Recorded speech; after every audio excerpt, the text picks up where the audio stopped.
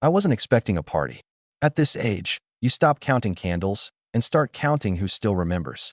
I didn't even dress for company, just a navy sweater, slippers, and an old jazz record playing in the study. What I did expect, foolishly, was a call from my son. Aaron. Maybe a card. Even a short message. We hadn't spoken in months, but there was still a small part of me that thought, surely, not today. Instead, at 2:17 p.m., the doorbell rang. Not the family chime, just the sharp buzz of the delivery bell. I opened the door to a courier I didn't recognize. Young man, polite, didn't look me in the eye. He handed over a small envelope and left without a word. There was no seal, no embellishment. Just my name, typed neatly on the front. Inside, one page. One line. You're dead to me. Signed, Aaron. No context. No emotion. Just ink and finality. I read it 3 times. Once standing in the doorway. Once seated in the old leather chair by the fireplace. And once more while pouring a glass of whiskey. The same bottle he gave me for his wedding in '09. A GlenDronach 21. Sherry cask. I'd been saving it for something important. Maybe this counted. Not to toast. To stay calm. The weight of it didn't hit like a blow. It settled like dust. I didn't cry. Didn't call anyone. I just sat in silence, watching the shadows move across the wall as the day turned to evening. By 7:42 p.m., I walked to the study, unlocked the safe behind the phonograph cabinet, the one Aaron never knew about. Inside was a brown envelope with a red seal, labeled in my handwriting. Will, original. I broke the seal, pulled out the pages, spread them across the oak desk, turned on the brass lamp, and let the warm light pool across the ink. Section 3. Subsection B. Beneficiaries. I took the old fountain pen from the drawer, and in ink as dark as the whiskey in my glass, I began to rewrite the legacy he thought was unshakable. Not out of anger. Out of clarity. Aaron always believed the family trust was his birthright. He never asked how it was built, never read the terms, never cared to understand the difference between ownership and obligation. To him, it was a golden chest waiting to be unlatched with a birthday key.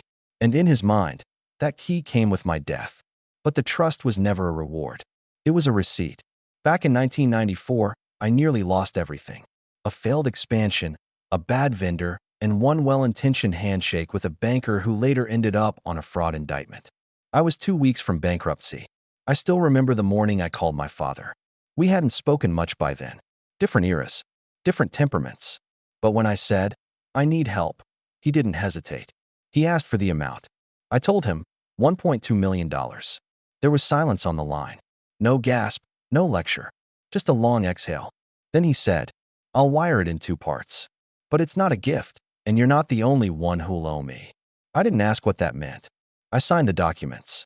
And that afternoon, the funds hit the account. Saved the company. Saved the house.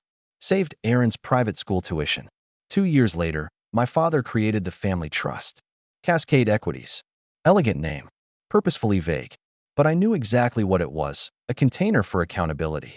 Because Section 9, Clause F, the clause no one ever reads, stated that any future beneficiary of the trust must fulfill one of 2 conditions. Contribute in equal value to the trust through work, capital, or documented service.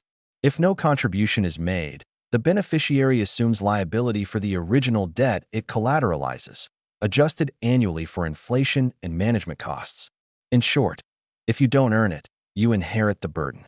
Adjusted for inflation and cost of stewardship, Aaron's inheritance stood at $3.9 million in liability. And still climbing. He never knew. Never asked. The trust always looked flush from the outside. Quarterly reports full of healthy assets, elegant phrasing. Real estate in Georgia. A fund tied to 3 Midwestern rental developments. A 7% yield portfolio that paid out modest stipends to the elder board. And yet, its core was still the loan. Still the debt. When Aaron turned 30, I offered him a seat on the trust advisory group. Not voting rights, just exposure. A chance to learn. He declined. Said he was focused on building his own thing.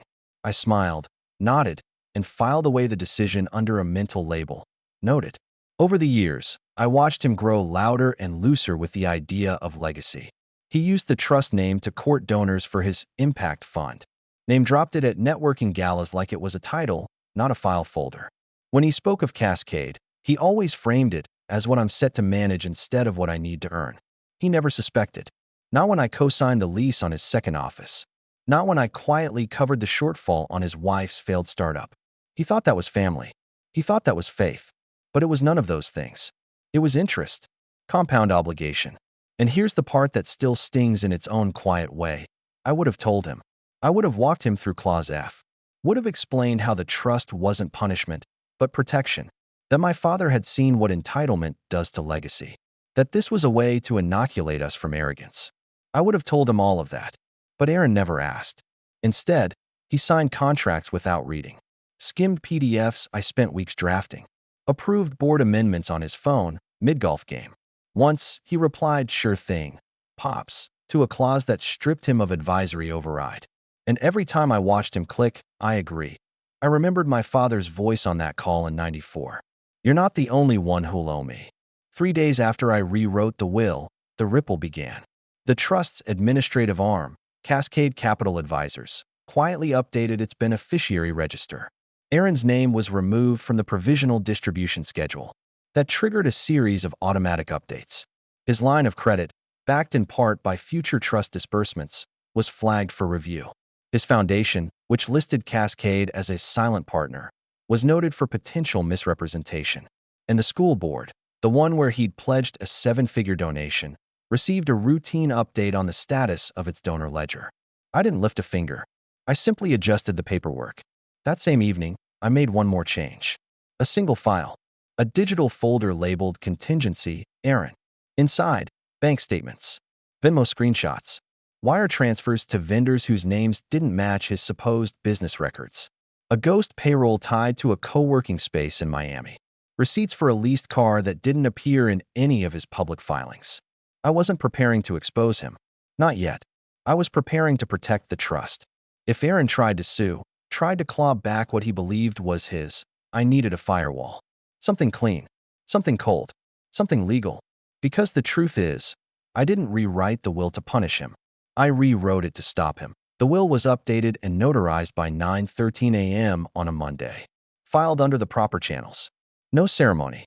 Just digital signatures, time-stamped backup copies, and a small line at the bottom that read, "Beneficiary modification, effective immediately." I didn't send an email. I didn't warn anyone. These things don't require warning. Just clarity. That morning, the sky was the color of linen. Soft, neutral, forgettable. I remember because I sat on the porch with my coffee, watching the clouds idle above the hedge line.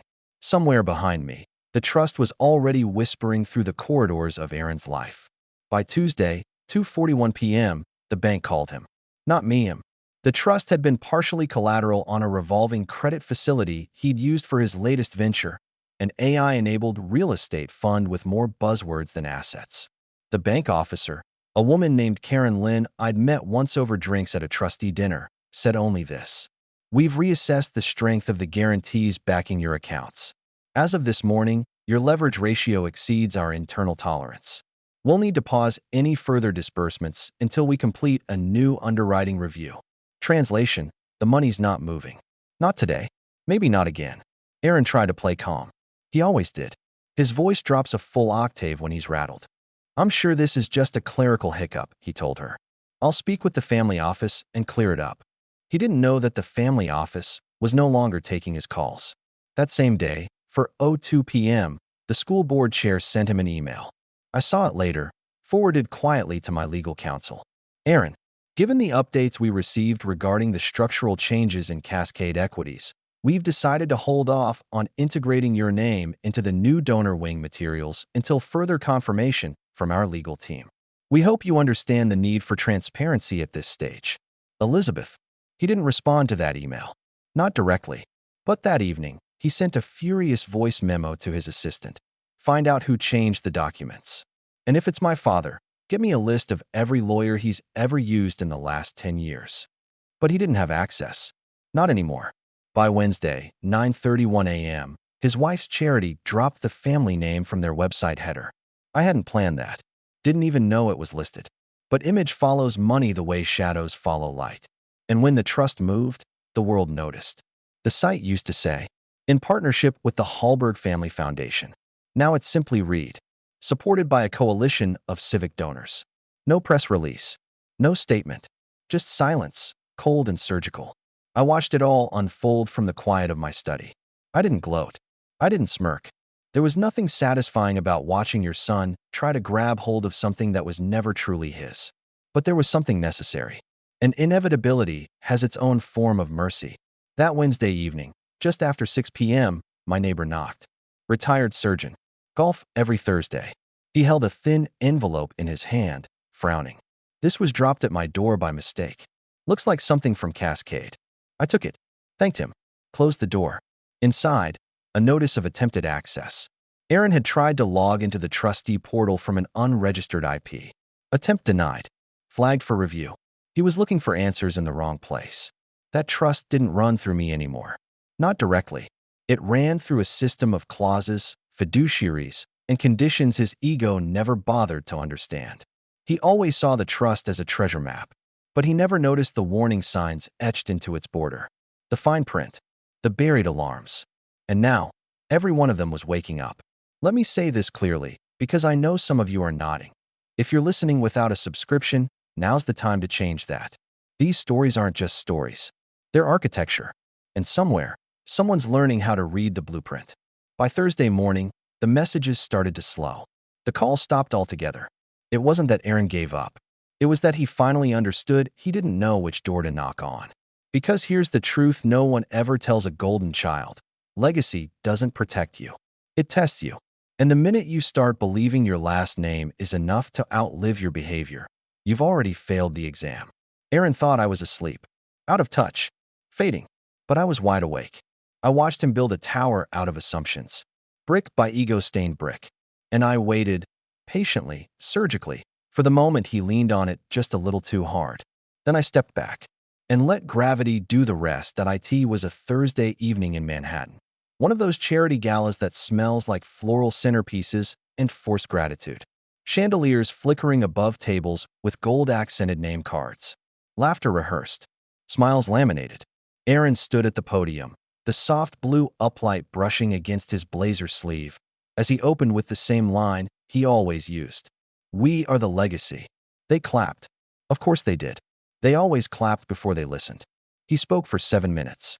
Spoke of tradition, of the Cascade name, of his father's vision, though he never once used my name. Just vague silhouettes of admiration to pad his own spotlight. I stood quietly at the back, near the bar where they'd forgotten to place a tip jar. I didn't wear a tux, just a charcoal suit and the same watch my father gave me the day I signed the first trust document. No one noticed me, not even Aaron. That's how it had to be. When the speech ended and the violin quartet picked up again, I moved slowly across the room. Not to him, not yet. Instead, I approached 2 men near the back table. Old names, board members. One of them, Leonard Hayes, had known me since the trust was formed. The other, Cole Ramsey, was newer. A numbers man. Neither of them looked up when I reached them. Not at first. I didn't speak. I simply handed over a folder. Inside, the first page of the revised trust. No cover letter. No annotation.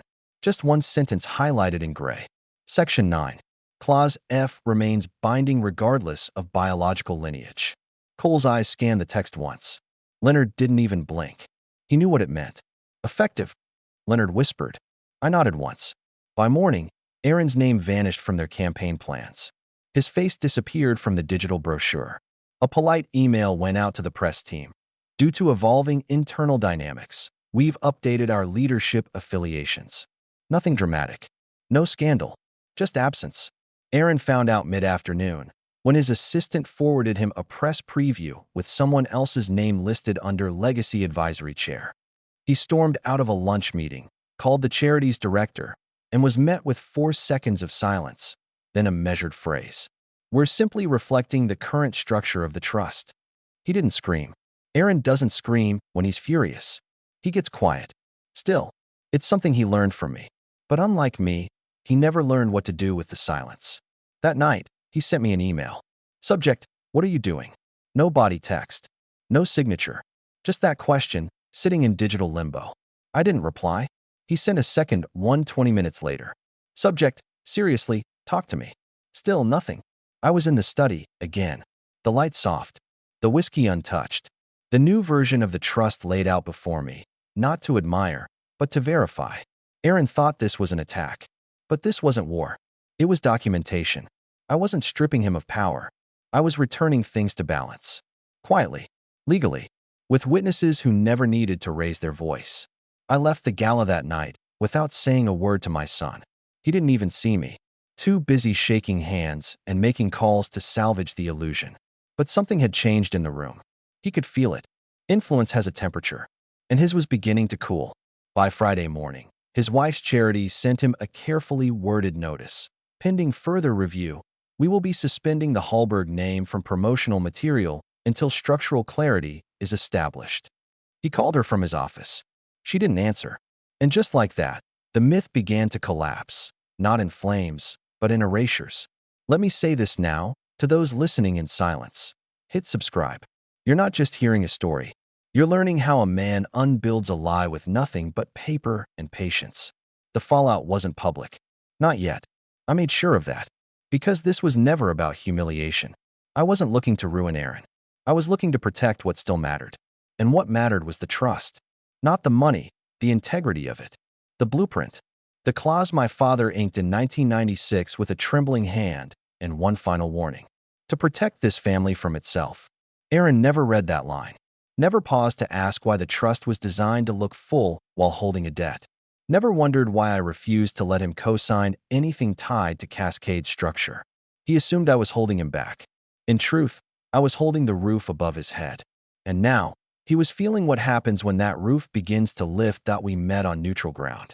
A quiet, wood-paneled room at the back of the Concord Club, an old-world space where people negotiated mergers and settled decades-long disputes over silent glasses of scotch. No one raised their voice there. No one dared. Aaron arrived late. No apology, just the swish of a wool coat and the perfume of urgency. His tie was loose, his jaw clenched, and the familiar flick of his thumb over his phone screen told me one thing. He hadn't slept. I didn't stand when he entered. Didn't offer a handshake. Just slid the folder across the table. Thin. Elegant. Contained. He didn't open it immediately. This is what it's come to, he said, voice low. You hiding behind documents and legalese like some estate lawyer with a grudge? I didn't answer. I don't reward tantrums, especially when they're disguised as rhetoric. He opened the folder. Inside was the revised trust summary. Section 9. Clause F, printed in bold. The new distribution model. The removed voting rights. The stipend. $82,000 annually. Tuition for his daughter. Paid directly to the school. Healthcare coverage under the trustee's extended plan. But no control. No access. No seat. He read silently. Then he laughed. It wasn't real laughter. It was that brittle, hollow kind. The kind people use when they're trying to scrape back control. This is fear, he said. You're afraid of me. That's what this is. I finally looked at him. Calm. Steady. No, I said. I'm afraid of who else you'll hurt pretending to be a man. He flinched. Not visibly, but I saw it. Just a twitch at the corner of his mouth. The truth landed like a surgical incision. Small, quiet, irreversible. He looked back at the document. Then, snapped. He tore the top page in half. One sharp rip, right through the clause that had protected him since the day he was born. I watched him do it. Didn't stop him. Didn't flinch. Because tearing the page doesn't change the law. And anger doesn't rewrite contracts. You think this gives you dignity? He spat. You think sitting here in your little chair, sipping your tea while dismantling my future makes you a man? I didn't answer. I just took a slow sip. Because some questions answer themselves. You gave up on me, he said. No, I replied. I gave you a path. You mistook it for a leash. He stood. Too fast. The chair scraped loud against the floor, breaking the club's hush. I don't need your stipend. I don't need your charity. I raised an eyebrow. You did yesterday. He paused, just for a breath. Then turned. Walked out. Left the torn document on the table, like it was evidence of his rebellion. A statement. A protest. But the ink had already dried. The trust had already been filed. And every word he ripped from paper still lived in servers, contracts, and notarized backups across 3 jurisdictions. He could shred 1,000 pages and never touch the truth. That night, I poured a second glass. Not of celebration, just observation. Because when a man rips the page, it's not because he's powerful. It's because he has nothing else left to break. And deep down, Aaron knew I hadn't taken anything from him. I'd simply revealed what was never his. It was a Tuesday when the voicemail came. 11:38 p.m. I remember because I wasn't asleep. I rarely sleep before midnight anymore. The body slows, but the mind sharpens, especially when it knows something is unraveling. Not loudly, but with threads too fine for the naked eye. The phone buzzed once, then again, then stopped. I didn't answer. I never do, not when the name on the screen is shaking. 30 seconds later, the voicemail tone, then silence, and then, Aaron. His voice wasn't what I remembered. It was lower, softer, stripped of the polish and polishers. No one else was in the room, which meant for the first time in months, maybe years, he had to hear himself clearly. You ruined me. No greeting. Just those 3 words. I hope you're proud of what you did. You built this cage, this maze, and now you're watching me walk into walls you built decades ago. His breath caught. I could hear it. The kind of breath a man takes when he doesn't know if the next sentence is anger or surrender. You always said you were protecting the family, that the trust wasn't about money. But it was. It always was. You just wore it like armor. He paused. A door creaked in the background. Then, softer. I can't get a loan. No one returns my emails. People smile, but they don't see me anymore. They see fallout. Then came the part that didn't sound like him. He laughed, but not the Aaron laugh. No charm, no punchline, just a single, tired exhale through the nose. The kind people do when they're remembering how far the drop really is. I used to be the name they whispered at dinners. Now I'm the guy who used to be tied to a trust. And no one bets on used to be's. The message lasted 4 minutes. Somewhere around minute 3, he stopped pretending he was talking to me. He was just talking, the kind of talk you do when no one else will pick up. I know you're probably saving this. Like you save everything. Timestamps, receipts, clauses. I know how your mind works. You catalog pain. Another breath. Well, here's one for the archive. Click. He hung up. I saved the message. Labeled the folder October. Not for revenge. Not for leverage. For memory. Because men like Aaron think pain is temporary. That wounds fade when no one's looking. But I've learned, some wounds whisper. And those whispers turn into habits. And habits turn into history. The next day, I received an email from an unfamiliar name. A junior analyst at one of Aaron's partner firms. They were restructuring their partnership. Language as sterile as a scalpel. 12 hours later, a public update from the foundation. Aaron Hallberg was transitioning into an emeritus role. Code for exit without ceremony. His LinkedIn update said nothing. His silence said more. I saw a photo later that week. Aaron at a community event, standing off to the side of a group ribbon cutting. No center. No mic. Just a man in a borrowed jacket and shoes a little too polished for someone who wasn't running anything anymore. He looked thinner. Shoulders pulled tighter. Hair shorter, like he was trying to cut weight from the top down. They say loss changes a man. I think exposure does more. And to the ones still listening, quietly, if this is resonating, take a moment to subscribe. The stories don't just entertain. They remind people how precision defeats noise. Always has. That weekend, I played the voicemail again. Not out of gloating. Out of observation. There was no thread in his voice. No bargaining. Only weight. The kind of weight a man carries when he realizes his name used to open doors, and now opens nothing but old wounds. I remembered something my father once told me after I asked why the trust was structured the way it was. Because blood makes you related. But legacy? Legacy makes you accountable. Aaron never learned the difference. Now he was learning the cost. And I wasn't angry. I wasn't triumphant. I was still uncertain. Because a man who leaves behind silence and structure doesn't need applause. He just needs to make sure the structure holds. It was my great-granddaughter's birthday. Small gathering.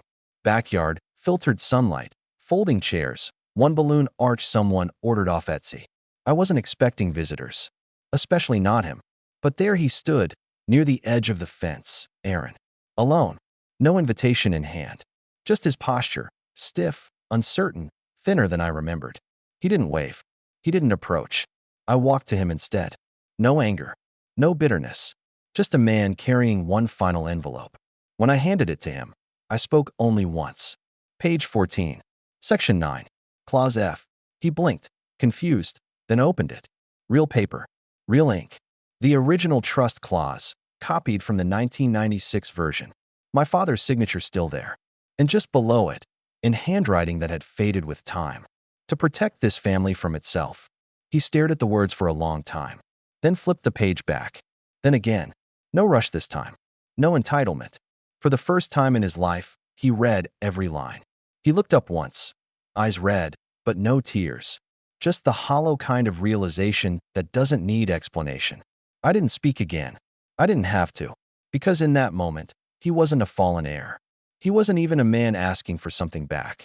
He was simply someone who finally understood. The money was never the legacy. Character was.